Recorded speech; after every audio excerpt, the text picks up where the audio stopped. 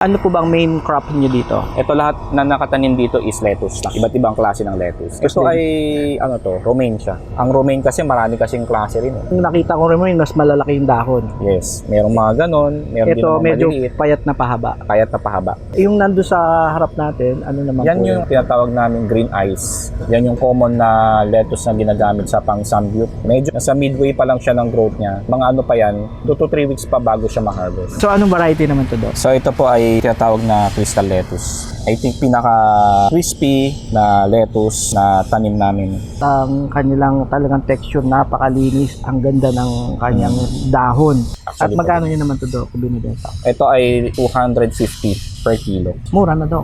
Yes. Sa per kilo. Mm. And kasi ito, pagka pumunta kayo sa supermarket, yung nakabalot din siya ng plastic. Yes. Ano?